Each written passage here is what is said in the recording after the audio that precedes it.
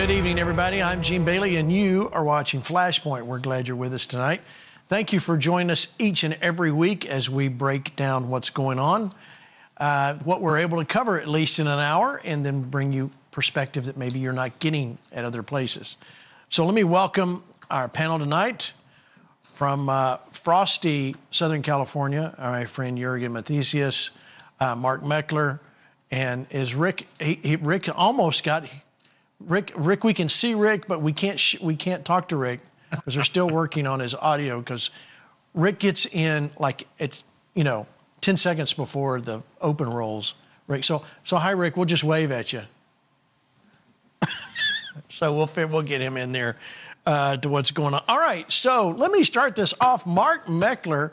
Yeah. I just want you to know I take full credit for this. One of our friends with Just the News, John Solomon, who's been on this show many times. I saw a news. You sent me a text about a new position. Please tell the FlashPoint Army what you're doing. Yeah, so in addition to being the president and co-founder of Convention of States, which I remain in my full capacity there, I've taken a role as the CEO of what's called the JTN Network. That's the parent company that owns Just the News and is also starting a bunch of acquisitions and roll-ups. The first ones were announced this week. We've purchased the Post-Millennial and Human Events, and we're bringing them under the JTN Network. That's going to allow us to build larger traffic for all the sites involved, to cross-promote all the personalities involved, to help elevate the entire ecosphere of Just the News. And we intend to further John Solomon's brand, which is John is a factual news reporter and a rarity in this day. We want to give people just the facts. Ultimately, we'll be delivering news, entertainment, and sports. So I'm really excited about this new venture. Yeah, I think it's amazing. We're excited for you, and we're so glad you're a part of it. So when will we still be able to come on FlashPoint and tell us what you really think? Or are you? Oh, absolutely. Okay. John. My deal with John is he's not allowed to censor me. So, I was worried about my individual voice and my freedom, but he assures me it's all going to be okay. Well, good. We're glad. Well, congratulations. We're glad. Thank you. Thank you for a great choice in that. All right, so Jurgen, California, let me ask, how are things since the election? You got a governor race coming up. How do you think this is going to go? Yeah, it's to me the election had again so many fingerprints of shenanigan numbers that didn't add up, and I think that we're in a battle against a much greater foe than just an incompetent Gavin Newsom. So it's going to be very, very interesting. I think that the candidates that are running need to understand that they're running against a machine that is rigged in favor of keeping their guy in power so that they can continue to, plunder all the gold that's in this beautiful golden state. Well, you sound like such a Christian nationalist. Is Rick, do I have Rick yet? No? Still no Rick Green? Still working. See, I try. I mean, it's been years now we've been trying to get Rick here on earlier. All right, I want to play this because in response to what Jurgen just said, by the way, California, West Coast, we are coming next year in a big way to the western half of the nation. A lot of it, especially Jurgen, your campuses. We're excited. Thank you for inviting us. We are so excited. Our church is youthful, it's generational, it's passionate, it's patriotic, and we actually really, really love being identified as Christian nationalists because we are obedient to praying for our nation and therein finding our peace and prosperity within. Yeah, that's awesome. So a lot of, just so you know, a lot of the campuses we are going to are campuses of Awakened Church. So we're excited about that. And all of our events, let me just say, you can go to the website, fparmy.com/events, get all of the latest information there of where we will be, including December 6th, the big gala event coming up right here in Dallas-Fort Worth. We'd love to have you a part of that. People are reserving their seats. We would love to have you a part. So come join us. All right, let me get to some news here. This is talking about how you're working against a machine. This is a great example of the machine. Look at this. Anna Paulina posts this. Members of Congress are getting an average of 600% return on their stock trades. How does that work? Watch. Congresswoman, you introduced a resolution earlier this year to advance the End Congressional Stock Trading Act. And this Wednesday, the House is going to hold a hearing on whether members of Congress should be allowed to trade stocks. Congresswoman, what do you expect we're going to hear on Wednesday? Well, look, I can tell you that a majority of Americans, both Democrat, Republican, and Independent, do not support members of Congress being able to individually stock trade because of people like Nancy Pelosi, who made 17,000% returns on her investments. And on average, for members that do engage in stock trading, the average return is 600%. So I tell my colleagues, if you want to stock trade, go to Wall Street. But I think the hearing is going to repeat what we already know, and that there's a problem with it. Even the Speaker of the House will tell you that certain members have taken advantage and that there's insider trading and information. So proud to report the president has already made public statements that he supports banning the insider trading that currently happens in the House. I hope to do it. Now, obviously, I'm sure you can imagine it's made me wildly unpopular among my colleagues, but popular among the American people, which is what counts. All right, Mark. Yeah, I mean, Nancy Pelosi, 17,000% increase. It's pretty good odds. Yeah, it's incredible. No regular American obviously has access to that inside information that allows them to make this kind of money. As a lawyer in the law, there's a Latin phrase we use all the time. It's called res ipsa loquitur, and it means the thing speaks for itself. And in this case, if you think the average stock trader in Congress makes a 600% return, I'd say that's the classic example of res ipsa loquitur.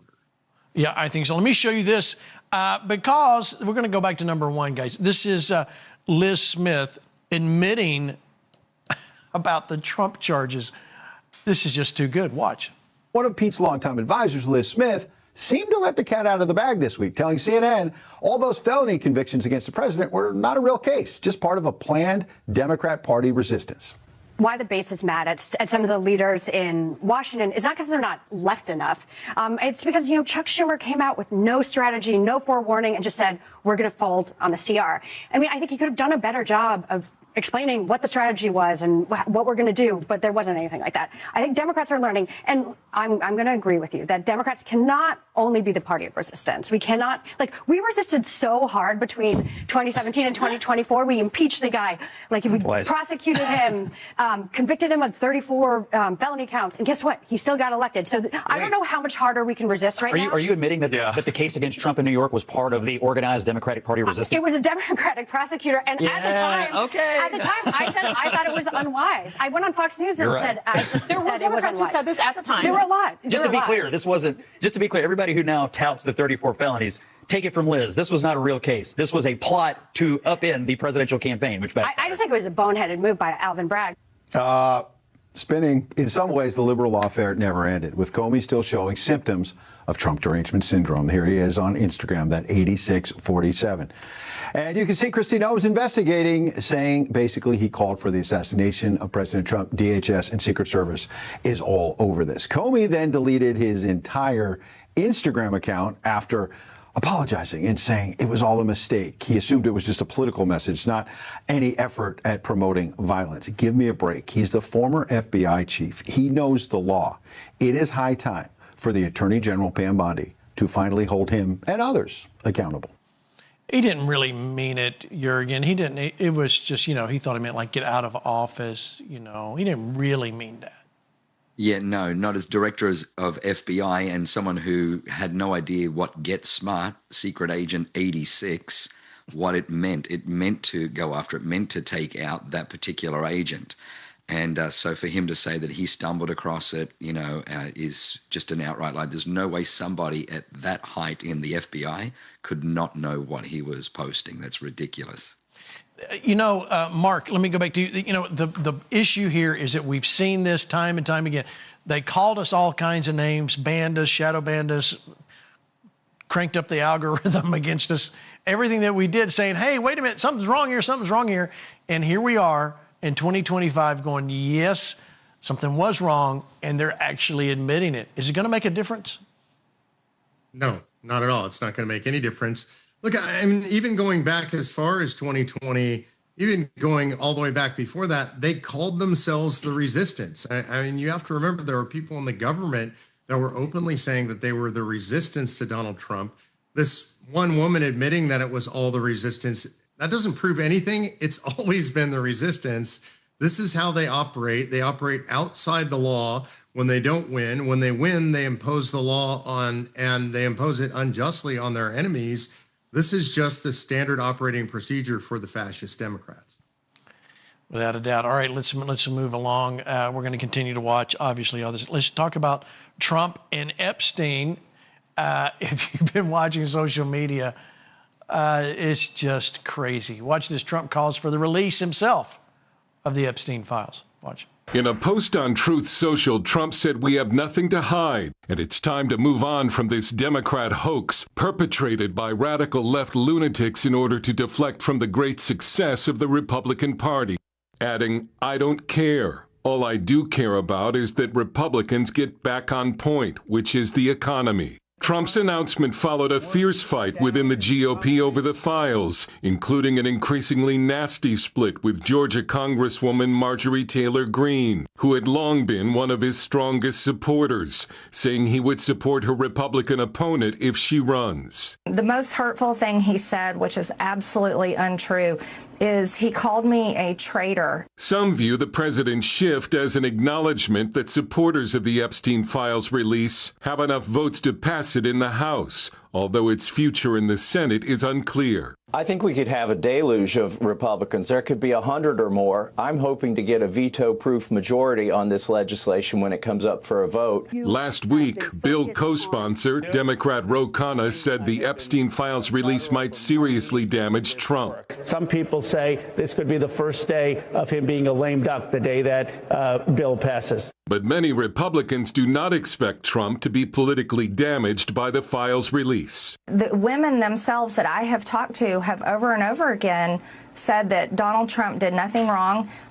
Quite a few of them even told me they voted for him. I've never said that these files will implicate Donald Trump, and I really don't think that they will. I think he's trying to protect a bunch of rich and powerful friends, billionaires, donors to his campaign. I suffered so much pain. A new ad was just released by some of Epstein's victims, calling for the release of the files. I was 14 years old. I was 16 years old. I was 16. 17. It's time to bring the secrets out of the shadows. Trump has never been accused of wrongdoing in connection with Epstein, who killed himself in jail in 2019 while awaiting trial. But the financier also had many prominent acquaintances in political and celebrity circles besides Trump. The bill under consideration would force the Justice Department to release all files and communications related to Epstein, as well as any information about the investigation into his death in federal prison. Okay, let me bring in Rick Green. Rick, now that we've got you, you heard that Epstein. Do you think this is, how crucial is it that even President Trump is calling for this?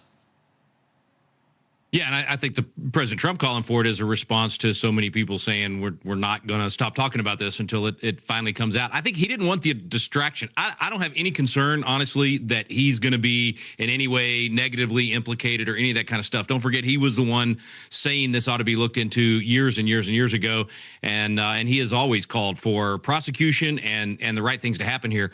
But I think he also recognized that, look, the Democrats weaponized the FBI. They weaponized the Department of Justice. They had these files all throughout the Biden administration. We don't know what they did with them. We don't know how much has been manipulated and changed. And so I think that's part of why he was like, man, this is going to be a mess. Let's get to the real business at hand and the things that he wanted to focus on. But too many people, and frankly us for a time frame, saw this as the poster child for the corruption of Washington, D.C., and we wanted it to come out, and so it did not go away. I think it's going to backfire on the Democrats in a big way. I just think, man, this goes back to what Hank said, 3-4 years ago, about how all of this is going to create a situation where the corruption is going to be exposed, and there's going to be sunlight on this, and what the enemy has meant for evil will turn into good. So I think this is going to fit under that category as well. But okay, Rick, great comment. Let's go back to when the administration first took over. All this came out. Pam Bondi's, I've got the list on my desk, and this is the part that Americans are frustrated at. Is like we hear something, and then it just fizzles out. Everything, and this is why the heat's been on Pam Bondi.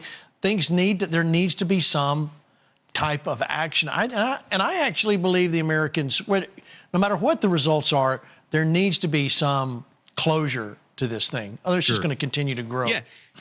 Yeah, but I also go back to what we said back in, I think it was August, when everybody was saying, it's been too long. Why isn't Kash Patel doing more? Why isn't Bondi doing more? And we said in August on FlashPoint, look, if by the end of the year there's not some indictments, at that point, we're going to say, okay, they've been in the swamp, because let's not forget, we airdropped these folks behind enemy lines into agencies that were completely taken by the left, that had been weaponized and trying to destroy our country, that were part of a coup, part of the election cover-up, all of that stuff. And so we said back in August, I'm not ready to say Dan Bongino is sold out. I'm not ready to say Kash Patel is sold out. I want to give them more time. And we said at that time, if by the end of the year there's not indictments. Well, we've had multiple indictments of big names already happen. I know it wasn't the Epstein files. I'm just saying overall, I'm not happy either. I want to see more. I want to see Fauci prosecuted. I want to see people go to jail for the things that happened. I'm getting there, but I'm not yet to the point of saying not enough has happened. I've still got a little bit of patience left. It's not a whole lot. And I know Jurgen's probably going to tell me, Rick, come on, man, be patient. God wants you to be patient. But, you know, he won't hurry up and give me the patience. Anyway, I'm just not quite to the end of my rope yet. All right, Jurgen. In January, if nothing's happened, I'll be at the end of my rope. All right, Jurgen, let me get your comment there. Yeah, look, I think, you know, one of the most powerful things that Jesus said is whatever is whispered in the inner rooms needs to be shouted from the rooftops. And look, I totally wholeheartedly agree with Rick. I think that Pam Bondi, Kash Patel are making sure that they're not coming out shouting without substance. And I think that and that's what we're hoping, that with the patience, with the time, they're building a foolproof case, a watertight case, so that when these indictments happen and subpoenas are issued, that they can then follow it through to prosecution, where we can finally see justice. The wicked always want to corrupt justice. That's the goal of wickedness, is to defile and overthrow the justice system in any land, so that lawlessness can reign. Okay, Mark, you've been awful quiet over there. Let me hear. I know you got some witty comment. I'm going to say it's very rare that I'm more radical than Rick on anything. And in this case, I am. I am completely out of patience. I think Pam Bondi is too weak for the job. And I think she's proven herself to be too weak for the job. And I would say not just too weak. I'm going to be blunt. I think she's been completely incompetent. The way that she mishandled the Epstein files is the reason we're dealing with the Epstein files today. She made a mockery of the Justice Department, of the Attorney General's office in regard to how she handled that. She never apologized for that. She never owned that. I don't blame Kash Patel or Dan Bongino. She's their boss. And she created this situation. She's created a bad situation for the president. I think it's been mishandled from the beginning on down. And I think it's time for her to go. I think we need somebody who is a lot more professional. I'm just going to say it, a lot smarter and a lot more aggressive in handling these cases, and that won't make, frankly, stupid mistakes. Martin Meckler's FlashPoint tonight. Gene, I will add to that. I Go will say ahead, one Rick. thing about that, because my defense has always been of Kash Patel and Dan Bongino and not Pam Bondi, even though I kind of threw her in there. Hey, if Ken Paxton had been the one appointed as Attorney General, even for his flaws, he has proven himself as the Texas Attorney General that he will press these cases. I think that would have been the better pick for now. You know, hopefully he's going to be our U.S. Senator and defeat John Cornyn. But I think Mark is right. I think Pam has proven herself to be incompetent. But I'm more concerned about us not throwing the whole machine under the bus. In other words, not saying the whole administration and that the Epstein thing is just a cover up for Trump. I just want to make sure we don't go there. You know, there's so many of what used to be our folks that are now peddling these crazy theories that I'm just afraid they're looking for anything to jump onto in order to divide the MAGA movement anymore. So that's why I'm a little bit hesitant, but I do think Mark is absolutely right about Bondi. All right. Yeah, and Gene, I want to add one more thing to this that I think is really important, which is the perception has been created such that it doesn't matter how many files are released. It doesn't matter who says what. It doesn't matter how much transparency there is. Because of what Pam Bondi did, the conspiracy theorists will never give up. So is all right, Mark. So is Marjorie Taylor Greene? Has she gone too far?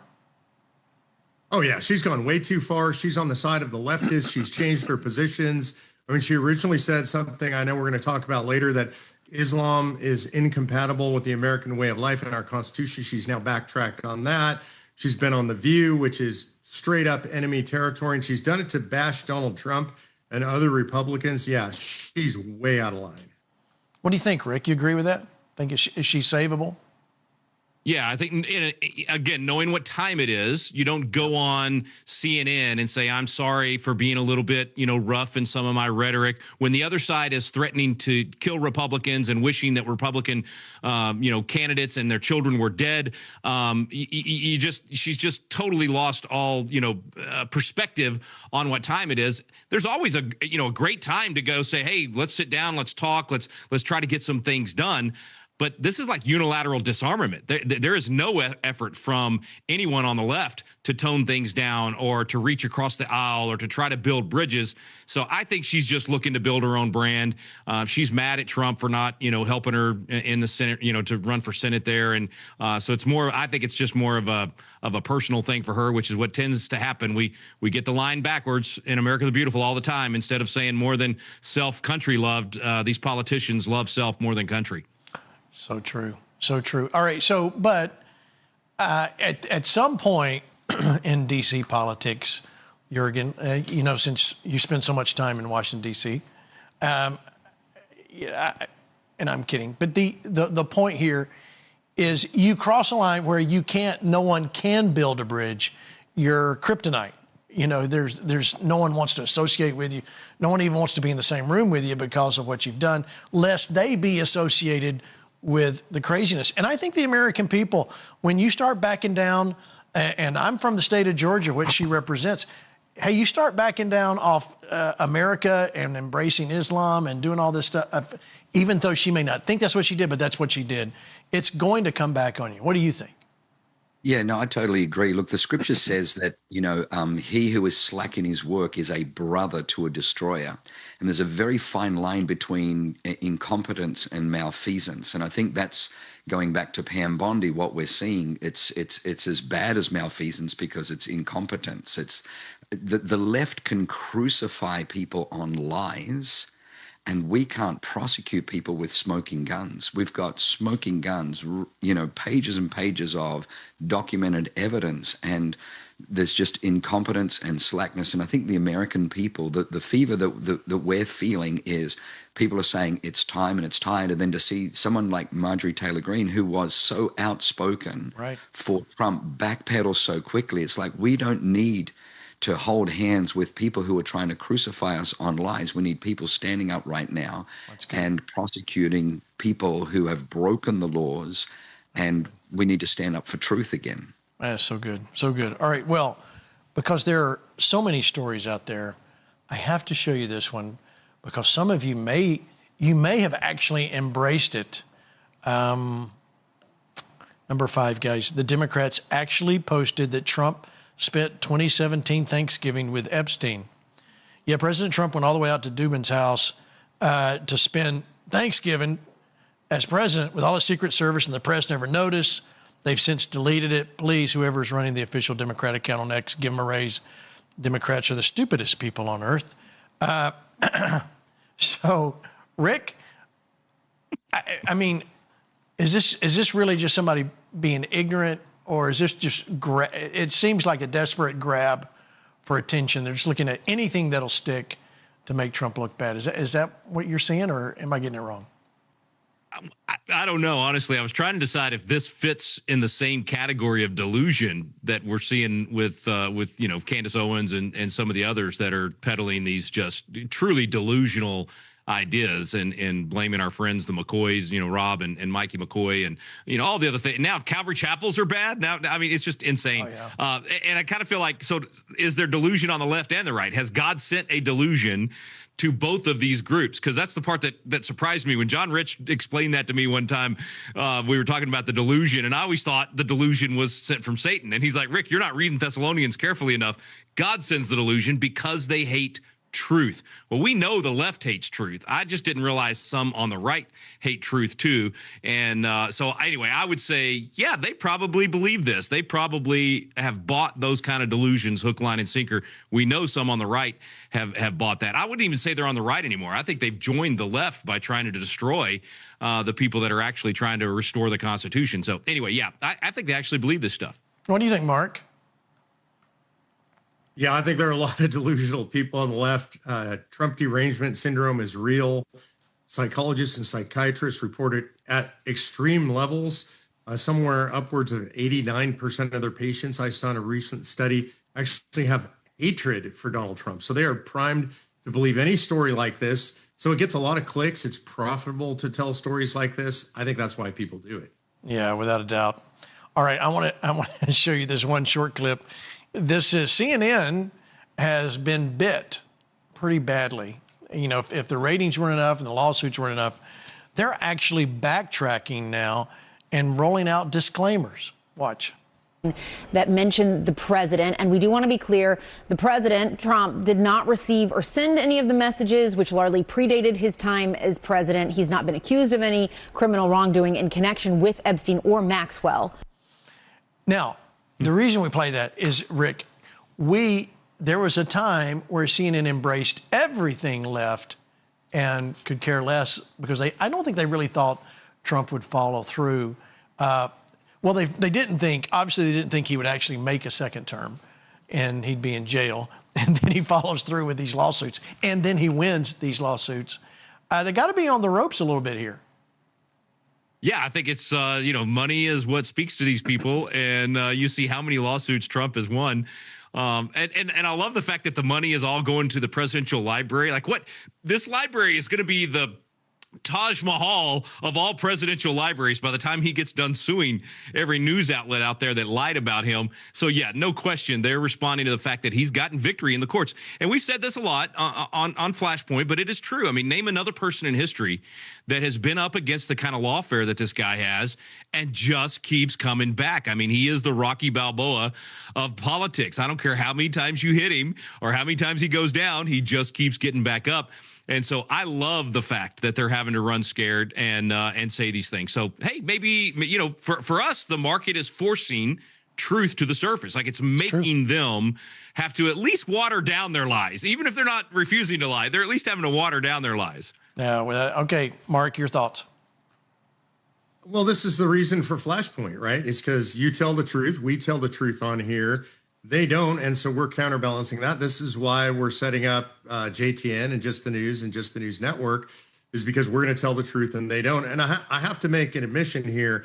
I know as a Christian, I'm not supposed to revel in my opponent's pain, and so forgive me for my sins because I really enjoyed that. Jurgen, your last thought before the break. Well, Abraham Lincoln, I think it was, said that people don't believe what's true. People believe what they prefer to be true. And because, what Rick was saying is that the right and the righteous are founded in truth. I once heard it said that integrity is siding with God and God's word against yourself. The left can't do that. They cannot be wrong. They don't want to be wrong. They don't want to believe what's true. Right. So they will believe a lie happily if it advances their cause. And we see the same in Islam.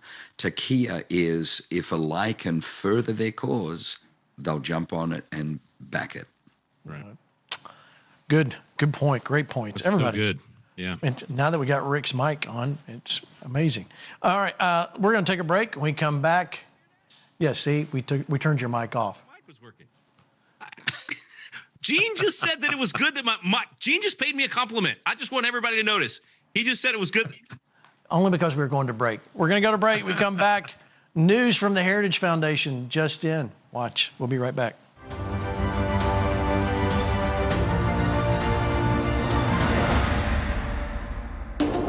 Step into the land where the Word became flesh. In April 2026, join Gene and Terry Bailey along with FlashPoint guests you know and love for a powerful prophetic journey through Israel. We're coming to Israel, and I promise you, you may have been on a tour, but you've never been on a tour with FlashPoint. Worship where heaven touched earth. This isn't just a tour. It's an encounter with God in the land of miracles. Space is limited, so reserve your spot today. It's breathtaking. A tsunami of darkness threatens to wash away all we hold dear if we don't act now. In Killing America, Turning the Tide on the Tsunami of Darkness, Gene and Terry Bailey bring hope, help, and chart a course that leads to America's restoration and renewal. Don't wait. Get your copy at killingamericabook.com and counter the tsunami of darkness with a deluge of everlasting light. You're invited to a special evening with the FlashPoint Army. Join Gene and Terry Bailey and other special guests for the FlashPoint Gala on Saturday, December 6th at 6 p.m. Together, we'll celebrate all that God is doing through the FlashPoint movement and look ahead to what's next. Enjoy a beautiful dinner and an inspiring word from our keynote speaker, Dutch sheets, and so much more. Register today, fparmy.com/gala event, as space is limited. FlashPoint isn't just a show, it's a movement. And now you can take the movement with you. FlashPointStore.com has new merchandise. From t-shirts to hats, mugs to more, we've got what you need to stand for truth in style. Everywhere you go, make a statement of faith, freedom, and boldness. Make sure you wear FlashPoint. Always show your colors. Order today at FlashPointStore.com. Don't just watch FlashPoint, wear it. Be part of the Army.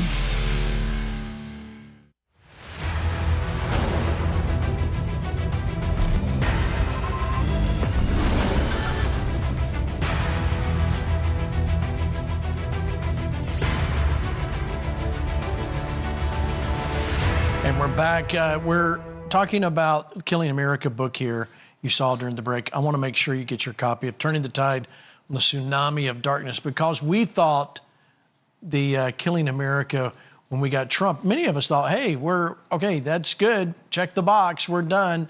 It's not the truth. We have so much work. If anything, you can watch the news cycle, the show we've talked about tonight, so many things that we need to get taken care of.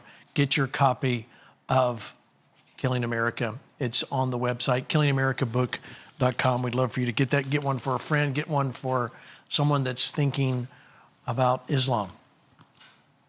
All right. So listen, if you haven't made your decision to come to the gala, you should, because it's going to be great. Jurgen, I hope you need to come. We need to have it. We need to have California represented in the room. I want to come. The only bummer is that a year ago we booked that same night for our night of Christmas, and it's a grand spectacular on the harbor front of San Diego. We have 20,000 people coming. But if it wasn't for that, I would cancel. We'd love. Well, you're all right. So listen. One of the things that we have not talked about the gala that I want everybody to understand, there is a silent auction. And there will be lots of interesting memorabilia, FlashPoint stuff, of course. A lot of our friends and guests have donated things. Ed Rush today is donating a U.S. flag that he flew with him in the cockpit. It was F-18 over Iraq during the war. He's donated that to be for you to donate and place a bid on. That right there, I think, Rick, is probably worth about, I think you should bid about $20,000 for that right off the top. I was thinking $1 million, man. I was thinking $1 million. All right, I'll go with that. I think, yeah, as long as someone outbids me, I am glad to start that bidding at $1 million. Hey, Gene, I just want to make sure everybody knows I've been gone for a couple of weeks. It's not because Gene was upset with me. Yeah, thank you. Being mean to me. Yeah. Notice what he said before the break, that he was glad that my microphone was on. I think it was a Freudian slip. I don't think he meant to say it. But what he said was he was glad that Rick's microphone was working. I just want to keep emphasizing that because it's a first. It's a good thing. Yeah. Well, and you were gone for a good reason, Rick. Let's be real. You had somebody get married. Tell the story. Yes. Let's do family talk. I had to go suffer for the Lord in Hawaii, and my youngest got married there, and we had a great time. It was wonderful. God's creation. It's just amazing. It's absolutely amazing. But yeah. No greater joy than seeing your kids being united in the Lord. Wonderful. And man, it was a blessing. Congratulations. Congratulations. All right. Thank you. Let's talk about that. Mark, before the show, you told us about what was going on at the Heritage Foundation. Put up the is it a tweet or a clip, guys, you got? Oh, headline right there. Professor Robert George resigns from the Heritage Foundation. Washington Time posts that. Tell us, Mark, what happened and why would he resign?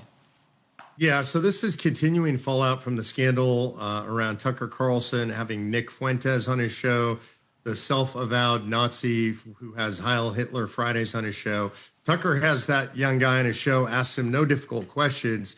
And apparently Kevin Roberts, the president of Heritage, was getting pressure inside Heritage to distance Heritage from Tucker Carlson. He made a video saying that he would never do that, that Heritage would always be friends with Tucker Carlson no matter what.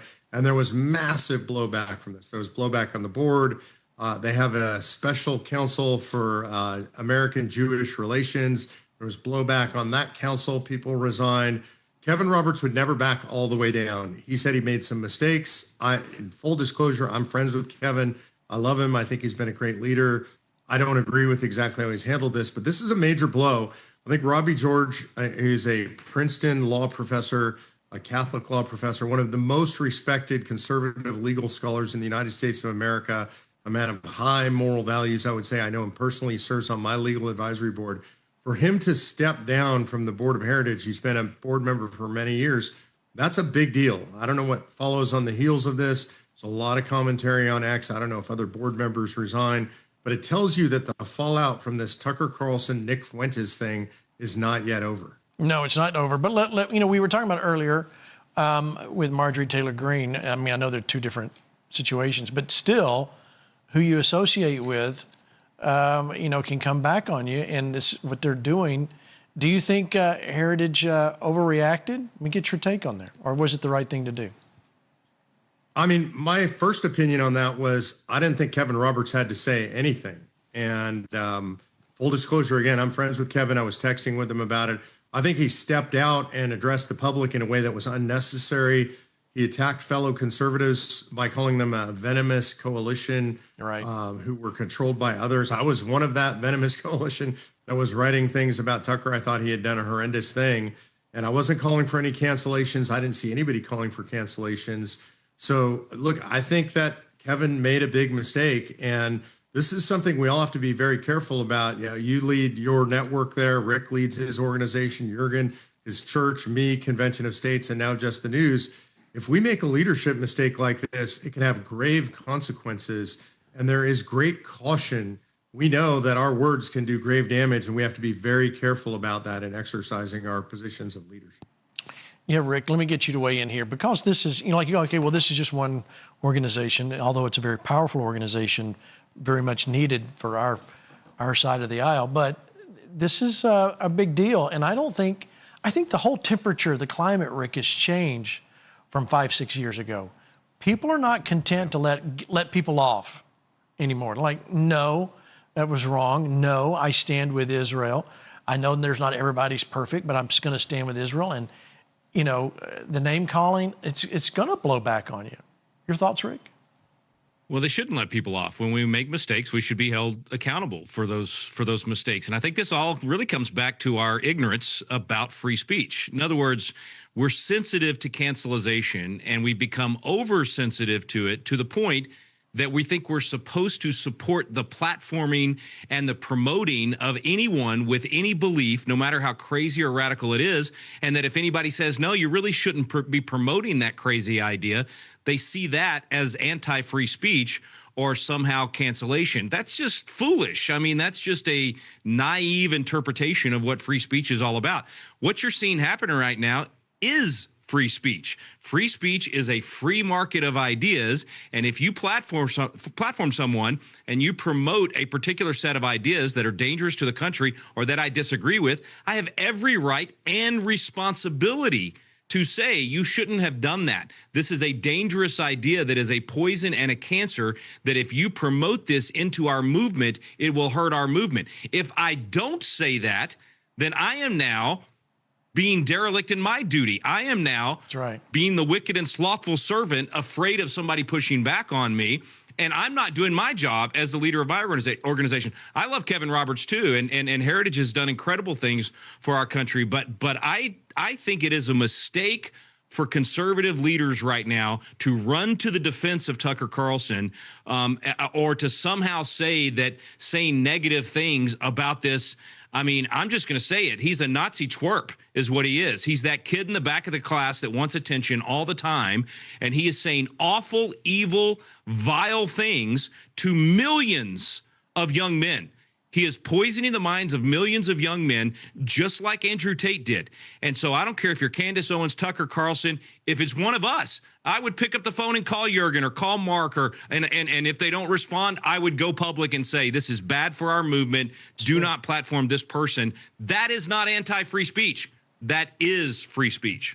Well, somehow, Jurgen, we've taken free speech as that we all say what we like and we all agree with each other. And that's simply not what it is. Now, I will say this is where I'm going to pull Charlie Kirk back in here. Charlie Kirk reference alert. Charlie did a marvelous job of diffusing a lot of those arguments in the public's face, and letting people talk. But Gene, this is so important, man. He did not give his platform. No. That's correct. To people like this kid. He purposely ignored this kid because this kid would show up at Turning Point events and cause a big scene and try to get in, and while saying vile things about Charlie and about Turning Point. That is totally different than a public forum where you're allowing anyone to come. I love doing those kind of events, and Charlie was fantastic at it, and let anybody ask anything about any subject. That is great. And that is a great place to diffuse those arguments. Totally different to put someone that already has momentum and already has a following out there that is proven to be vile, to then put them on one of the largest audiences in America and then throw them softball questions. That's the problem here. And we should speak out against that. I totally agree. My point there was there's a right way and a wrong way to do that. Yeah. So, Jurgen, let me get you way in here. Yeah, well, you know, what happened is we've kind of pendulum swung from the cancel culture. So now what both Mark and Rick are saying is we can no longer critique. The way that you refine truth and purify truth and get to the truth of things is to critique. And critique means that you've got to have some courage. You've got to, first of all, speak out, speak up, challenge the status quo, challenge what's being said, pull it apart and go toe to toe. And I think, you know, both Mark and Rick who are calling out, you know, Rick Fuentes, Tucker Carlson, you know, the leadership there at Heritage, I think is rightly so. And they are responding going, oh my gosh, you're canceling.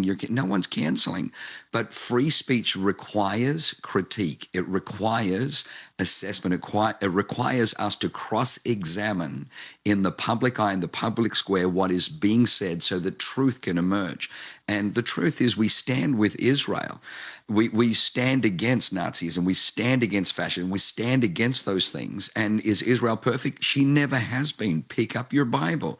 Yeah. She's had wicked leaders, but God loves that nation. He chose that nation. She is his nation. So true. Mark, I'll give you the last comment on this before we move on. I mean, I just completely agree. This is a chance for us to set a standard, and we as conservatives have standards. We should conserve that which is good, and we should jettison or get rid of that which is bad. So we can't be afraid to critique. And by the way, if we're going to be in the public sphere, we should expect ourselves to be critiqued and receive that critique in the idea and in the sense in which it's given. All good points. All right, let me show you this. U.S. Attorney Alina Habba, her Newark office, it was attacked. Watch. Authorities are searching for the person accused of trying to confront U.S. Attorney Alina Habba. According to Attorney General Pam Bondi, the individual showed up to Habba's office in Newark last night and destroyed property. Habba posted to X saying she will not be intimidated by radical lunatics for doing my job. The FBI says it is aware of the attack. Bondi says the person will be brought to justice. There's great work. Pam Bondi talks about they've arrested somebody. Let me show you Alina Habba's response. Watch. And this individual obviously got very close to where I sit for work every single day. So it was, he got into the building. It was frightening. It's astounding to me. I mean, all you're doing is trying to serve your country. You're doing it honorably. Benny Johnson said there was a second threat against him. Pam Bondi, you know, is on that as well. Frank Turek at a university, and they're harassing him. It's a trend. It is a trend. I've had numerous people, some come to my home. I've had threats online. You know, we saw the 8647. They started the 86 Hava. Somebody got indicted. You know, you may not hear in the news all the threats that every individual in this administration gets, but there are many, and there are too many. One is too many. And all we are doing is serving our country. All we are doing is fighting. And the Department of Justice is going to continue to fight for justice. It won't deter us. It won't deter us. Jurgen, the issue here, it's a trend of showing up here and doing these personal attacks. This is something we all have to be concerned about. Totally. And I'm done with the narrative of, you know, oh, it's, you know, right-wing extremists that are the danger. Or when that doesn't kind of pan out, they then say, hey, well, can you at least admit that it's on both sides? It's not. I don't know people on the right who make it a habit, who are unemployed enough to have the time to go to people's offices, destroy their equipment, destroy their office, and then threaten their lives. I was with a pastor this morning who repeatedly gets death threats. He's in a very, very blue state, repeatedly gets death threats on him and his wife. From Antifa. And, you know, Antifa is meant to not exist, you know, be an idea, and yet they shot up his church a little while ago, a person died, and now they're saying, hey, what we did to Charlie, we're going to do for you. The left are just unbridled with their hate and murder, and it's the John 8:44. Jesus says, you're trying to murder me because you're of your father, the devil. He was a murderer from the beginning, and it's the same spirit. When you reject the Spirit of God, there's only one other option, and you're part of the spirit of this world, which is a murderous, malicious, malevolent, violent spirit, and we've got to stand up against it. It's true. Rick, this is, I'm thinking of this is the Summer of Love 2020 that we all watched, somewhat peaceful riots and burnings, and, you know, mostly peaceful. That's what it was. Mostly peaceful. Yeah. You know, is this not the result of us not doing enough during that time? Yeah, I mean, I've said for a long time, I blame so much of the violence in America for the last 5 years on Jacob Fay, the mayor of Minneapolis. That once you say let them burn the police precinct so they can get it out of their system, you've said to a large number of people across the country, now's your chance, man. We're going to tolerate all kinds of violence. And Jurgen is 100% right. This is not on both sides. Just look at the response to Charlie's assassination. We had prayer vigils and, you know, worship services, prayed for our enemies. I mean, you look at the response we had to actual violence, actual murder, actual assassination, when, you know, frankly, it could have sparked a civil war. If our side was like their side, that would have sparked a civil war. Thankfully, our side showed restraint. Thankfully, our side doubled down on going into civil discourse instead of civil war. The response in terms of young people saying, train me to be a Charlie Kirk. I want to go be ready to answer 1 Peter 3:15. I want to be able to do this with all boldness. I'm going to study to show myself approved. Our side is answering with scripture like Jurgen's talking about. The other side is doubling down on violence. You know, we get the death threats here at Patriot Academy. They're saying, you know, build a wall around it, burn it down, kill every kid inside. I mean, they want to murder children. It is absolutely disgusting. Thankfully, in our case, it's only been words. I mean, this U.S. attorney in New Jersey literally facing physical violence. Yep. We see all the violence continuing in Portland and Seattle and these places where it's been night after the ICE facilities. It's night after night after night of the left showing who they really are. That's and right. Yet our side continues to answer with peace. So, you know, this is a great clip. It's from a while back, but it shows you what happens when you actually stand up on camera to misinformation. This is John Coleman with the Weather Channel. Watch it. Climate deniers, people who believe climate change is not happening in any meaningful way, are sometimes painted in the media as fringe characters, as kooks. So this might shock you. A man who co-founded the Weather Channel thinks climate change is a hoax. His name is John Coleman. Hello to all your viewers. I resent you calling me a denier. That is a word meant to put me down. I'm a skeptic about climate change, And I want to make it darn clear, Mr. Kenny's not a scientist. I am. He's the CEO of the Weather Channel now. I was the founder of the Weather Channel, not the co-founder. And I'm glad you did, because I am addicted to the Weather Channel. I watch a lot of cable news. Now, hold on just a minute. I'm not done. And CNN has taken a very strong position on global warming that it is a consensus. Well, there is no consensus in science. Science isn't a vote. Science is about facts. And if you get down to the hard, cold facts, there's no question about it. Climate change is not happening. There is no significant man-made global warming now. There hasn't been any in the past, and there's no reason to expect any in the future. There's a whole lot of baloney, and yes, it has become a big political point of the Democratic Party and part of their platform, and I regret it's become political instead of scientific, but the science is on my side. Okay, Mark, here's why I like John Coleman. God bless him. He's gone to heaven now. But in light of that, he knew, here's what we should take away from that. He did not back down. But number two is he knew the facts. So if you have one without the other, you're going to be minimalized and put over to the side. But knowing the facts and speaking your mind and being, I mean, he didn't back down one iota. And that's the attitude we need to take.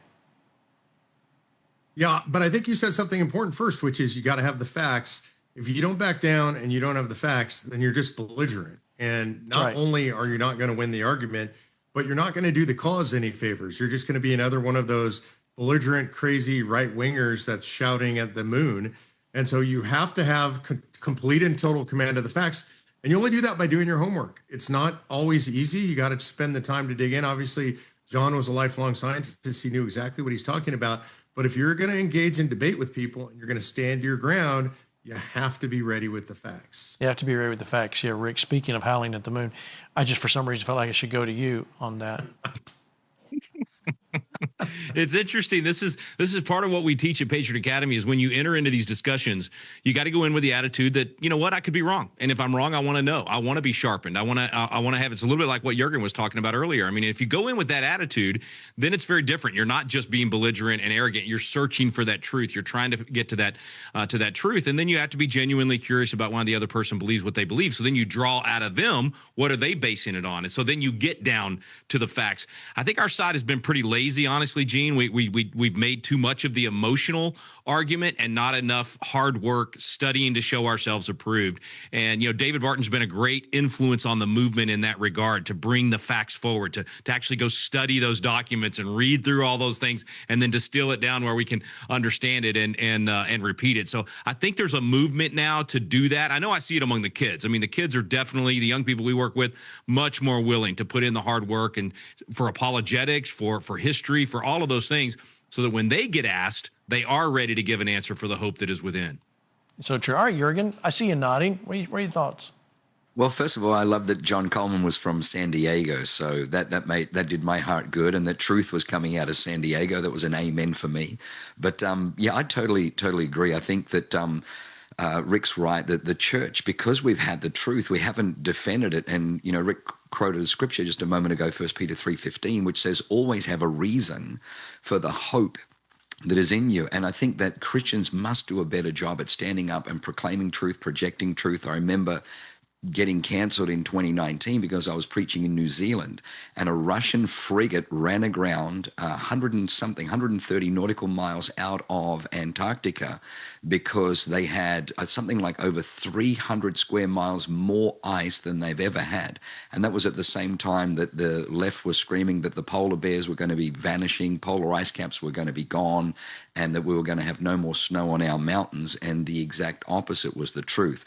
And so, you know, there is punishment for when the left are in control if you're speaking out with the truth. But I knew when they canceled me, okay, you can't handle the truth. I felt like that few good men. You can't handle the truth. Listen, son. That was your best Jack Nicholson. I want Jurgen on that wall. Yeah. All right. You need me on that wall. On that wall. Don't even try, Jurgen. It doesn't work. Okay. All right. So listen, I want to show you. This is David Harris Jr. posted this a while back, but I saw this today as if it was something current. And it was a tutorial with the New York Police Department on how to do a hijab and how to fold it and all. So here's why I'm showing you this. And we don't have to show a lot of it. It's just she goes through how to tie it and all that stuff. This was back in February that happened. We didn't see that. Where was the outrage back then? My point in all of this, Mark, is this embracing of Islam has been little by little, inch by inch, for years. And it was while we were sleeping, while we were watching, something else on television, these things were happening. And this wanting to be nice and be inclusive, this is what happens when you then turn around and you elect Mamdani as mayor of New York. Yeah, not just Mamdani. What we saw is 42 people were elected to city councils, 42 Muslims elected to city councils. We've got a problem here in that we have a system, and I would argue that Islam is not a religion. Islam is a governmental and social system that uses faith as fuel, and its intent is to conquer the world. This is direct from the Quran. Sharia law should be imposed. And that runs counter to the United States Constitution. The United States Constitution states that it is the supreme law of the land. Practicing Muslims, if they believe that the Constitution is the supreme law of the land, then they're not practicing their faith. No, without a doubt. All right, so what does that mean? Why am I talking about that? This is why, FlashPoint, we are going to help you understand, because what I've understood, what I've come to understand, is that many of you don't know the difference between Islam and Christianity. So in FlashPoint events, everywhere we go this year, we are going to help you. We're going to break it down. And part of that is I am educating myself with Bill Federer's book, What Every American Needs to Know About the Quran. We're going to have those available at our event so you can buy them. But you need to educate. You need to do the hard part. And this is a bit cumbersome. It's a bit wordy, and it's like drinking out of a fire hose with Bill Federer. You know, it's just the way he is. But it's good, solid fact. You need to be able to understand. People will tell you, hey, this is a religion of peace. It is not a religion of peace. It's a religion of submission. And it talks about peace. When everybody's a Muslim, then there will be peace. You see, these are the things that you have to understand so that you can enter into a civil discourse. You can be able to defend your faith when it comes time. So you can go to the event page, fparmy.com/events. Now, not every event is up there. Like, for instance, September, we'll be there at Open the Heavens in Omaha, and there's a lot of other things that we're going to be at. But you need to go ahead. Registration is open.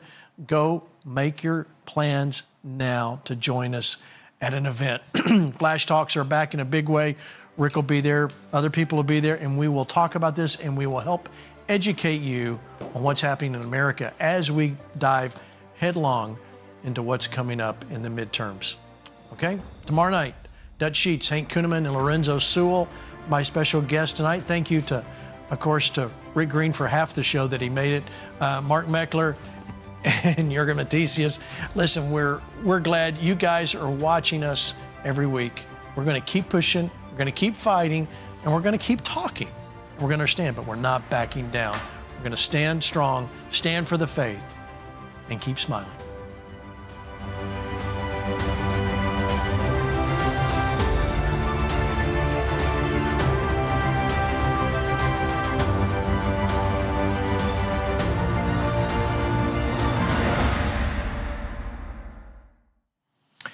So tonight's show, we talked about a lot of different things, I know, but you have to understand it's always amazing how God kind of does this thing where there's a thread that runs through the program. And what I'd like for you to take from tonight is how we need to stand up for our faith, but dive in for the facts. And listen, FlashPoint here, we are diving for facts head first into finding out more about what's going on in our nation. How do we change things? Look, I don't understand everything about the government and how this thing works. I have to educate myself. You need to educate. We'll educate each other. That's why it's so important that you continue to watch FlashPoint. It's why it's so important that we continue to grow and expand in what we're doing. That's our goal. We're here to save America, keep it from those people that want to kill America. It's really that simple. God's called us to do this.